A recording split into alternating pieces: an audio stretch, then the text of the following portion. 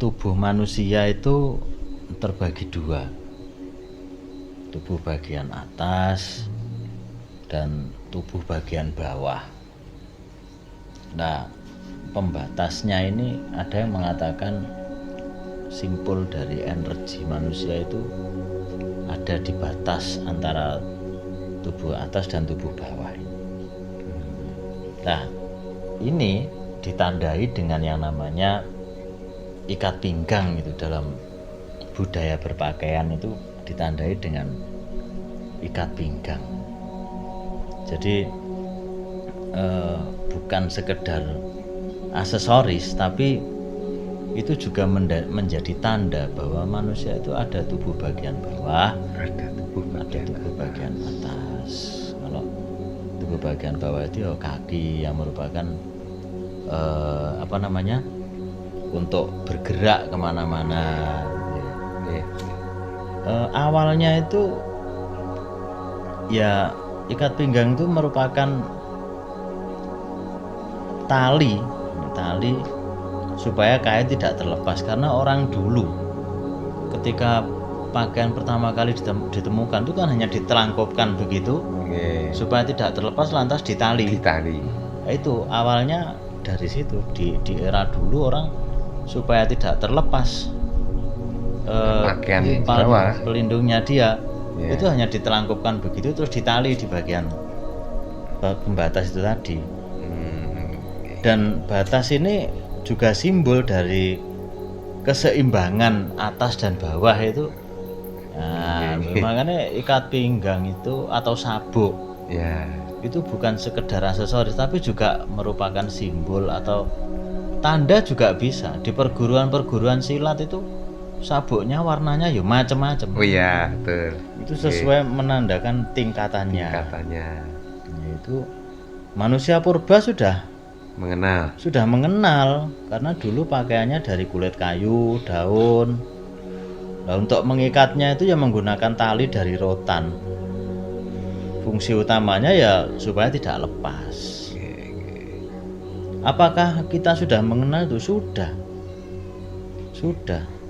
Dalam relief itu sudah ada. Iya. Bagian pinggang diikat dengan selendang atau sabuk kalau dulu itu.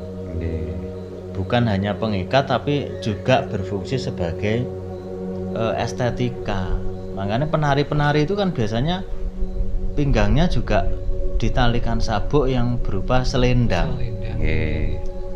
Selain untuk keindahan, juga aksesoris dalam berpakaian. Iya, dalam membawakan tarian itu tadi. Lebih estetis begitu. Kalau di masa-masa sekarang ikat pinggang juga sudah berkembang, macam-macam sekali, baik model maupun bahan kegunaan. Ada yang unsur kerapian. Kalau baju masuk tidak ada ikat pinggangnya juga terkesan kurang pas.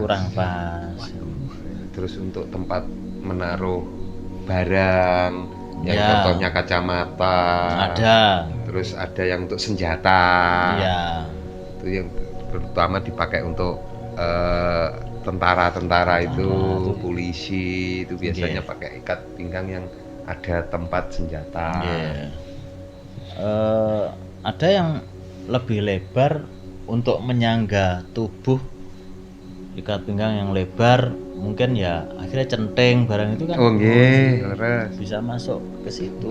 Bahwa bermacam-macam fungsi. Ada yang mengatakan ikat pinggang yang melilit pinggang itu dianggap sebagai pengikat diri, bahwa manusia ini wetenge kudu ditaleni supaya tidak terlalu banyak makan atau terlalu mengumbar hawa nafsu. Jadi dikencangkan ikat pinggang gitu ya. Jadi minangka lah, orang itu kalau sudah pinggangnya kenceng begitu kan ya berjalan pasti tegak, terus ya gitu. Bisa membentuk tubuh yang tegap. Untuk acara adat juga pasti menggunakan ikat pinggang itu. Ada kalau di Minangkabau itu memakai kain songket yang diikat dengan sabuk. Jadi ya memang ikat pinggang itu bukan sekedar pelengkap fashion, tapi juga mengandung unsur bahwa seseorang harus kuat mengencangkan ikat pinggang. Artinya apa jenenge, kuat tirakat gitu loh, pengendalian diri, bahwa kita ya harus mampu mengendalikan diri.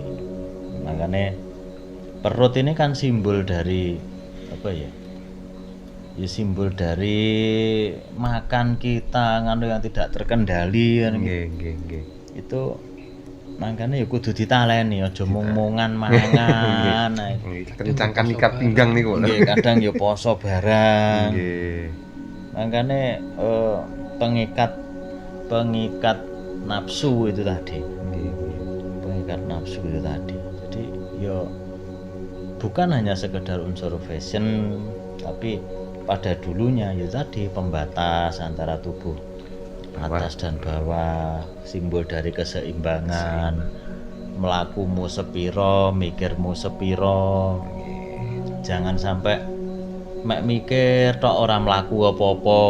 Misalnya kita pengen ke satu tempat, kita hanya berpikir saja dan kaki kita tidak melangkah. Ya enggak tekan gen, itu tidak seimbang. Tidak seimbang. Kalau kita punya keinginan, ya harus dibarengi dengan langkah yang nyata. Ora ana jongko ingkang jinangka tanpa jumangkah kan. Tidak ada sesuatu itu yang mampu kita raih, kita capai tanpa melangkah. Artinya ikat pinggang yang terpasang sebagai bentuk titik tengah atau titik pertemuan antara tubuh bagian atas yang bisa dimaknai dari hati, pikiran, dan tubuh bagian bawah. Tubuh bagian bawah ini ya ada alat vital manusia dan kaki. Artinya hal-hal tubuh yang ada di bawah itu harus bisa dikendalikan oleh tubuh yang bagian atas. Artinya nafsu dan sebagainya itu memang harus dikendalikan oleh pikiran, dikendalikan oleh hati gitu. Jadi ya bukan hanya sekedar wah ini sabuk ya ini ya. Ya ada yang berfungsi secara fisik supaya pakaian tidak melorot gitu. Itu ya. Ya ada, tapi lebih esensinya adalah bagaimana kita lebih mengenali diri kita.